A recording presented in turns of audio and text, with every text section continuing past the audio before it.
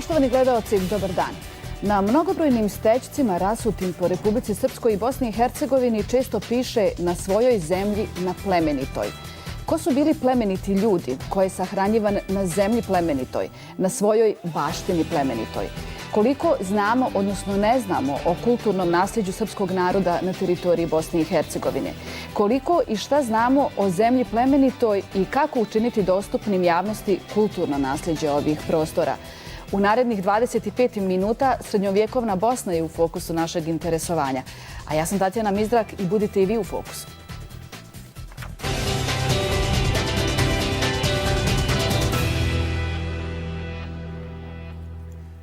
O baštini plemenitoj razgovaram sa svojim današnjim gostima. Sa mnom su Predrag Lozo, autor izložbe Plemenito i profesor istorije. Dobar dan, dobrodošli. Dobar dan. I Boris Radaković, također jedan od autora izložbe Plemenito i profesor istorije. Dobro. Evo na početku emisije, odmah da kažemo, povod za današnju emisiju je izložba koja će biti otvorena večeras u Muzeju Republike Srpske u 19 časova pod nazivom Plemenito. Ova izložba je u stvari dio istoimenog projekta, je li tako, udruženja Dr. Milan Vasić, koji se također zove Plemenito. Šta je Plemenito? Pa Plemenito je prije svega projekat digitalizacije, ali i popularizacije srednjovjekovnog kulturno-istorijskog nasljeđa našeg naroda na ovim prostorima. Ona je pokušaj da se bogatstvo jednog perioda, jednog načina života na ovom prostoru u srednjem vijeku učini dostupnim široj javnosti, ne samo stručnoj i akademskoj, da se približi običnom posmatraču naše prošlosti, da se pokaže jedan širok dijapazon svega onoga što je naš narod baštini na ovim prostorima od srednjeg vijeka. Prije svega nastojimo da pokažemo taj kontinuitet našeg bivstvovanja na ovim prostorima, pokušavamo da spriječimo i određene zloupotrebe u razumijevanju toga identiteta i da pokažemo da institucije Republike Srpske u godini kada obilježavamo 25 godina od njenog formalnog pravnog nastanka mogu i da se oslone na naš dugogodišnji kontinuitet na ovim prostorima, a sve to na osnovu naučnih, provjerenih, dokazanih historijskih činjenica koji govore o prošlosti Srba na ovom području. Da li je jedini i najbolji način očuvanja baštine prezentovanje baš tih striktno naučnih pogleda? I da li je to ono što vi radite u okviru ovog projekta? Naravno, striktno naučni pogledi jesu osnova svega. Međutim, oni moraju biti pojednostavljeni, moraju biti, kako bi rekao, dostupni široj javnosti. Jer striktno naučni pogledi, kao što znamo, mogu biti veliki obimom poput raznih monografija i zbornika, ali oni moraju biti osnova svega, ali moraju biti spušteni, hajmo tako reći, u nešto što se naziva javna svijest. Ali naravno da ne bi omogućili bilo kakve zloupotrebe, bilo kakve pogrešne interpretacije, oni moraju biti, ti pogledi moraju biti zasnovani na nauci i srpski narod, srpska akademska zajednica i srpsko društvo nemaju nikakvu drugu potrebu da zasnivaju svoje današnje djelovanje što se tiče ovih pitanja, osim isključivo na naučnim činjenicama ljudi koji se bave srednjim vijekom. Gospodine Radakoviću, koliko znamo, odnosno ne znamo o kulturnom nasljeđu srpskog naroda na teritoriji Bosne i Hercegovine? Jel više ne znamo nego što znamo? Skoro pa i da ne znamo ništa, tako da kažem. Veoma malo znamo o srpskom nasljeđu srednjeg vijeka na području današnje Bosne i Hercegovine. Kažem, području današnje Bosne i Hercegovine treba praviti razliku u odnosu na srednji vijek, jer granice nisu iste, političke prilike nisu iste, period naravno nije isti. Čak i u našem obrazovanju veoma malo se uči o srednjovjekovnoj bosanskoj državi. Kroz medije to se skoro i ne spominje. U raznoraznim emisijama o kulturi, o istoriji nema pomena toliko o srednjovjekovnoj bosanskoj državi. Nekako je akcenat na Nemanjićima i na Srbiji. Naravno, Nemanjići su naša najvažnija vladarska obitelj iz srednjeg vijeka, ali tu su Kotromanići koji su odmah iza njih, koji su njih naslijedili. Tvrtko je krunisan u manastiru Milešev i krunisan je krunom Nemanjića.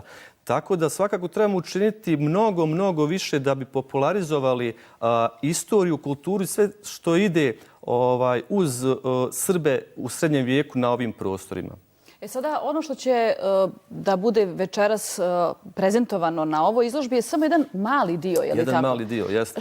Šta je to, evo, da zainteresujemo naše gledaoce, bar ovi koji su Banja Luci, da dođu u muzej i da vide? Šta je to ono što oni mogu da vide?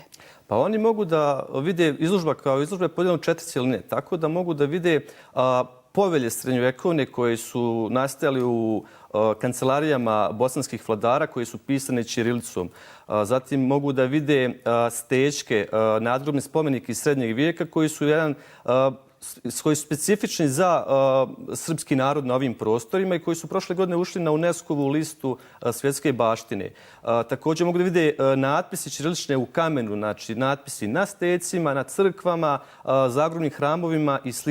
Tu su i crkvene knjige, veoma važne crkvene knjige koje nam pokazuju kakav je karakter vjerski bio u bosanskoj srednjovjekovnoj državi i koje su sve crkve postojale. To je posebno važno zbog pokušaja falsifikovanja vjerskih prilika u srednjem vijeku na ovim prostorima, priče o crkvi bosanskoj koje nisu toliko naučne, a forsiraju se iz raznih krugova. Mi preko tih crkvenih knjiga koje prezentujemo na ovoj izložbi pokazujemo da su one vezane za ostale srpske srednjovjekovne prostore i da su vezane za Srpsku pravoslavnu crkvu i uopšte za hrišćanstvo. Tako da ko dođe vidjet će glavne identitetske temelje srednjovjekovne bosanske države koje neosporno pripadaju srpskom narodu i srpskoj kulturnoj baštini. Sada, kada govorimo o ovom projektu, ne samo izložba je samo jedan mali dio onog što vi radite, ako se ne varam, već više od 2 godine. Koliko je ovaj projekat zahtjevan, ali istovremeno negdje i izazovan? Pa zahtjevan jeste. Samo ime izložbe je pokazuje određenu dozu želje da bude upečatljivo, da bude nešto što nije razumljivo na prvi pogled. Što se tiče izazovnosti, upečatljivosti i tako dalje, moram reći da je i sam izlazak na teren veoma po sebi specifičan. Proći kada već govorimo o nekropolama, određenim mjestima, pokazuje prije svega jedno bogatstvo tih predjela koje mi posjedujemo. Ponovo se vraćamo našem bogatstvu, ali pokazuje jednu činjenicu na koju mi nismo toliko računali prilikom pokretanja ove izložbe, a jeste mali, ali rekao bi odabran broj ljudi entuzijasta po određenim regijima koji tako srčano brinu recimo o samim stecima, o srednjevjekovnom istorijskom nasljeđu koje su uzgled budi rečeno većinom neškolovani istoričari, odnosno amateri, ali koji sa jednom velikom dozom ljubavi i plemenitosti i pomažući nama istraživačima na terenu, prije svega gospodinu Radakoviću koji se baš sa srednjovjekovne istorijske, stručne strane bavi fenomenom stečaka, pokazuju jednu određenu nit plemenitosti i vezanosti za daleku prošlost. Ono što je zanimljivo, rekli smo, ova tema nije komercijalna, nije pristupačna oko nas svugda, recimo, pa ni na samom internetu. Sami sajt Plemenito na adresi www.plemenito.com u stvari je postao jedna baza riznice znanja o srednjem vijeku na ovim prostorima. Sama karakteristika da u mnoštvu tih web mjesta mi ni do sada nismo imali takvo jedno mjesto gdje i naučnik recimo iz Velike Britanije ili iz Njemačke, ali i naš sugrađanin koga zanima srednji vijek može pronaći skenirane originalne srednjevjekovne povelje, originalna pisma, može razmišljati, promišljati o kontinuitetima postojanja na ovim prostorima, u stvari govori koliko je to neka vrsta. To u savremenom svijetu nije ništa inovativno i nije ništa novo, ali konkretno kada je vezano za ovu tematiku, to je jedan novi iskorak na kojem, naravno, ne mislimo stati. Između ostalog, zbog toga je izložba Plemenito namijenjena da posle Banja Luke ide i dalje širom srpskih prostora da prezentujemo ta saznanja. Reći ću vam samo jednu činjenicu, nadovezati se na kolegu Radakovića, recimo na odsjeku za istoriju na Univerzitetu u Beogradu. Naše kolege sa kojima svaki dan sarađujemo kažu da gotovo ništa ne znaju o srednjovjekovnoj bosanskoj i srpskoj državi. I to je veoma zanimljivo. Ako uzmemo onda drugu perspektivu, a to je zloupotreba ovakvih nastojanja, reći ću vam da se na određenim našim susjednim prostorima, i populariše takva vrsta istorije. Imamo robne brendove vezane upravo za srednjevjekovnu bosansku državu. Naravno, mi ne možemo zabraniti nikome da se samo definiše ili da stvara određenu, kreira svoju sliku o sebi, ali ovim projektom, i to je iskorak, ne smijemo dozvoliti da mi zaboravljamo takvo nasljeđe i da se odričemo dugogodišnjeg kontinuiteta našeg postojanja na ovim prostorima i upravo sve ovo što sam nabrojao pokazuje određenu dozu specifičnosti i zahtjevnosti ovog programa za koje mislim da možemo svi zajedno i preko nevladinih organizacija i preko akademske zajednice i državnih institucija. Evo, izložba večeras je u Muzeju Republike Srpske.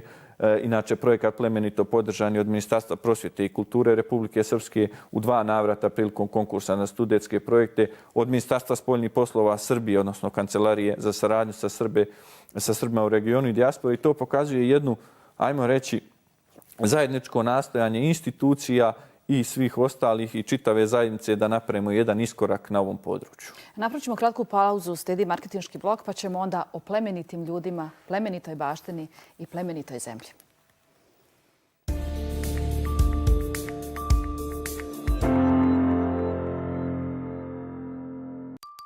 Nikako da pronađete kroj koji vam savršeno pristaje? Uz Adiko Blitz gotovinski kredit do 70.000 konvertibilnih maraka po vašoj mjeri odaberite iznos i rok otplate. Adiko Bank, gdje je 2+2 jednako 4. Pazusi, oni nisu uvijek u centru pažnje. Bilo da ih tretirate voskom ili ih brijete, ono što trebate je nešto što će ih njegovati. Predstavljamo našu najbolju formulu za njegu. Za mekane i glatke pazuhe. Novi DAV antiperspirant brine se o vašoj koži ispod pazuha kao nikad do sada. Više stotina virusa može uzrokovati prehladu, a samo jedan B-aktiv na dan može pomoći normalnoj funkciji imuniteta. B-aktiv LGG za normalnu funkciju imuniteta. Tata, a šta se još pravi od mlijeka? Dukat jogurt, na primjer. A kako? Jednostavno. Zagriješ mlijeko, dodaš kašiku jogurta i pustiš da sazrije. A Mileran, tata? Isto, ali od najsvježije Pavlake. Mi pravimo naše proizvode jednostavno. Dukat, u skladu sa prirodom.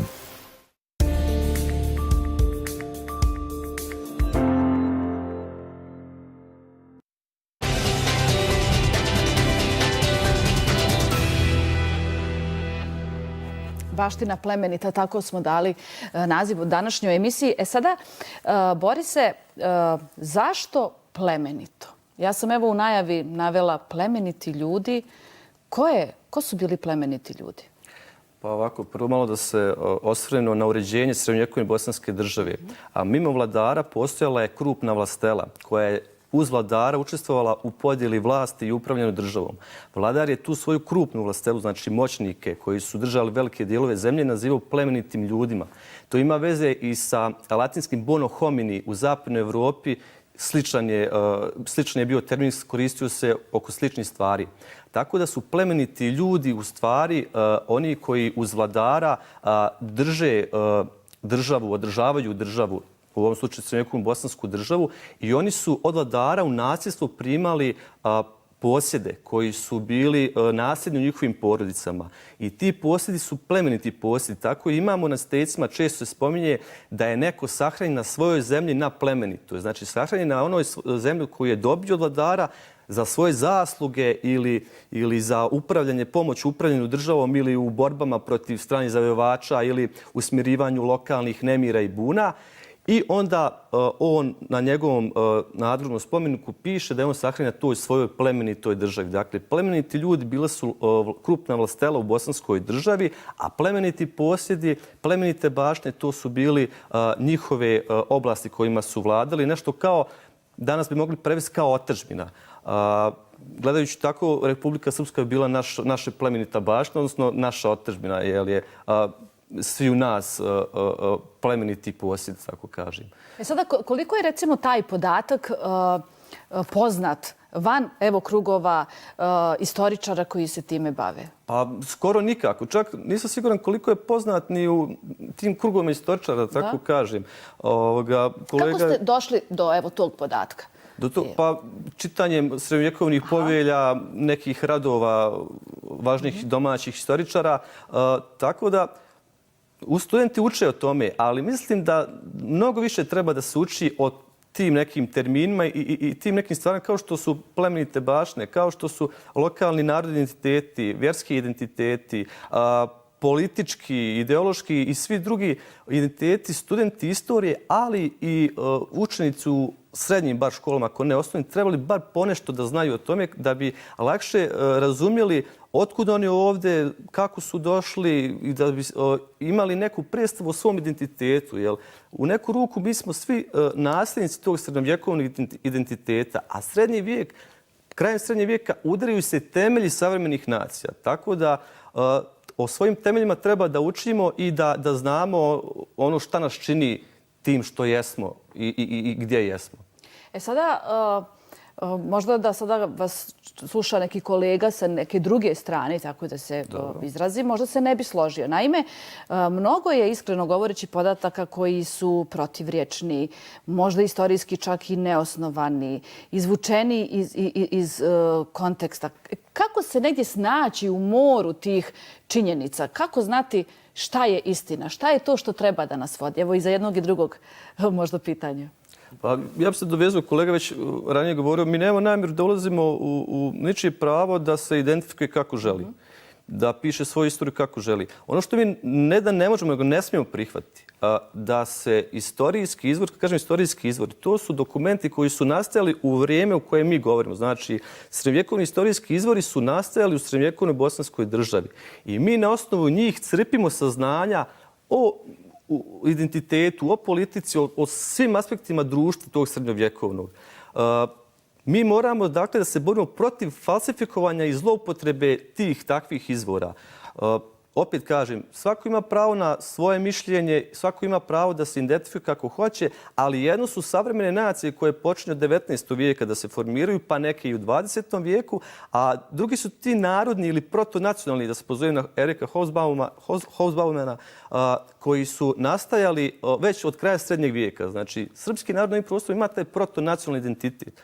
On se ogleda u epskoj lirici, u crkvenoj tradiciji, u sjećanjima na svoje stare vladare i sl.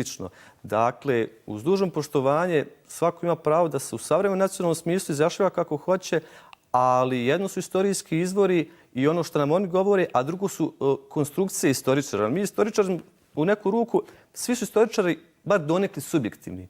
Tako da ne ulazimo u pravo drugih, ali isto tako želimo da niko nama brani da pišemo i radimo onako kako mislimo da treba, i ne samo kako mislimo da treba, onako kako nam govore ti istorijski izvori. Ali smiju li onda istoričari biti, izvolite, subjektivni? Zloupotreba istorijskih činjenica vezanih za srednjovjekovno kulturno-istorijsko nasljeđe našeg naroda na ovim prostorima nije ništa novo. Ona se dešava, recimo, već od vremena Austro-Ugarske, koja ima politički cilj da stvori bosansku naciju na ovom prostoru. Ona se dešava i posle Austro-Ugarske, u Prvom svjetskom ratu. Dešava se i u međuratnom periodu. Dešava se i za vrijeme nezavisne države Hrvatske. Kulminacija te zloupotrebe jeste upravo u periodu 90-ih, kada jedna vojna formacija, jedne političke organizacije koja je predvodila jedan narod, vojna formacija, hajmo reći, Stranke demokratske akcije, na svoj grb stavlja grb srednjovjekovne dinastije Kotromanića sa starim hrišćanskim simbolom ljiljana. I mi tu zloupotrebu njima ne možemo spriječiti i ne možemo zabraniti. Naše je da na osnovu provjerenih historijskih činjenica dokazujemo ono što jesmo.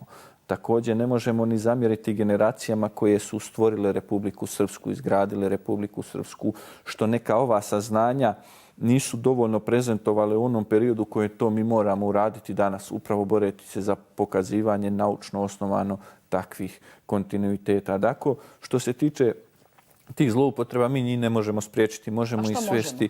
Možemo prije svega u našem narodu proširiti tu svijest o našem kontinuitetu, postavljanju našem identitetu ovdje, kako kaže neke od ovih natpisa, da smo mi tu svoji na svome.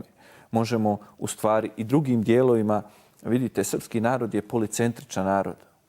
To podrazumijeva jake regionalne identitete. Možemo i ostalim dijelovima srpskog naroda pokazati da koliko je srpsko bogatstvo srednjovjekovnog nasljeđa na prostoru Bosne. Znate, prvi pomeni srpskog imena su zabilježeni na teritoriji današnje Bosne i Hercegovine. Onim što danas nazivamo Bosni i Hercegovini, koja je u tadašnjem periodu kada je to nastala bila samo jedan od dijelova srpske srednjovjekovne države i tako dalje. Dakle, neosporne činjenice, bez puno intencija da drugima, onima koji neće da razumiju naučni pristup i naučne činjenice, trudimo da nešto tako objasnimo. Znači, osnovni cilj prije svega je naš razvoj. Vidjeli smo to i na slučaju 9. januara kada se pokušava zabraniti proslavljanje svetog prvomučenika Stefana, koji je u stvari bio mecena, neka vrsta zaštitnika Kotromanića, tvrtka Kotromanića. I sada imamo apsurd da se jedan kolektivitet koji sebe želi predstaviti isključivo baštinikom i samo on jedino tradicije srednjovjekovne bosanske države zalaže za ukidanje slave prvomučenika Stefana koji je bio zaštitnik Kotromenića. To nam u stvari govori u kakvom vremenu i kakvoj zemlji na neki način apsurda živimo, ali to nas ne smije prije svega skrenuti sa puta prezentovanja kulturno-istorijskog nasljeđa na ovim prostorima. Sada, pošto nam je ostalo malo vremena, vi ste samo jedan mali dio ljudi koji radi na ovom projektu. Ko je sve uključen u ovaj projekat Plemenito? Ne govorimo samo o izložbi, znači kompletan projekat, evo rekli ste plemenito.com, može se svašta pročitati, naučiti, vidjeti, saznati. Pa prije svega kolega je spominjao da je Plemenito pokrenulo Udruženje studenta istorije dr. Milan Vasić. Tu sama učestvuju u direktnom radu naše kolege, studenti istorije, diplomirani profesori istorije, kao i neki od naših profesora koji su nam predavali dok smo bili na osnovnim studijama. I naravno imamo pomoć lokalnih, da tako kažem, entuzijasta, ljudi koji se bave na terenu tim, da kažem, direktnim poslom, striktno vezan primjer za Stečke, region Majevice, Hercegovine, Istočne Bosne. Znači, svi ti lokalni ljudi koji imaju prije svega ljubav prema svom lokalnom zavičaju, a time i svim tim starinama i ljepotama koji ih okružuju. I oni nam šalju slike Stečaka, šalju nam tekstove o Stecima, bukvalno na amaterski, ali veoma dobar način bave se terenskim istraživačkim radom. Tako da sa svih strana primamo te podatke i pomoć što istoričara amatera, da kažem, što imamo pomoć naših kolega iz Banja Luke i okoline, na primjer iz Srbije ima nekoliko ljudi koji nam pomažu. Tako da to je ta neka priča koja prati cijeli projekat. Jesu li na ovom sajtu, odnosno u okviru ovog projekta, neki novi podaci? Ili tu ima i podataka koji, kako ste evo rekli, možda odgovaraju ili ne odgovaraju svima? Pa imate te podatke, imamo mi ustaljene podatke koji su već poznati u nauci. Kolega Boris Sadaković je prezentovao neko, recimo, novih natpisa koji su u međuvremenu otkriveni, koji imaju različita tumačenja. Recimo imate neke pojedine ćirilične natpise iz Zapadne Hercegovine i tako dalje. I koji uglavnom tu se može naći. Uglavnom nam je cilj da to bude jedna vrsta enciklopedije vezane za srednjovjekovno nasljeđe, tako da imamo različite vrste podataka, a naravno imamo i istraživanja koja su u toku i nas, ali i nekih institucija koje nam pomažu, lokalni i regionalni muzeja, Matičnog muzeja Republike Srpske i tako dalje, što mi nastojimo iskoristiti, sabrati na jedno mjesto i ponuditi kao jedan dio prezentacije svega onoga što postoji. Uz poziv našim gledalcima da dođu u Muzej Republike Srpske, do kada je izložba u muzeju? Izložba će u muzeju ostati otvorena tokom aprila mjeseca. Nakon toga ide dalje? Nakon toga ide dalje. Idemo dalje prema najvjerovatnije Višegradu i Andrić institutu. Idemo prema Beogradu, odnosno upravo što smo pričali da taj drugi dio Srpskog nacionalnog korpusa upoznamo sa baštinom srednjovjekovnom i tako dalje i tako dalje. Hvala što ste bili gosti današnje emisije. Vidimo se večeras u muzeju i u nekoj narednoj emisiji kada ćemo pričati opet na ovu temu.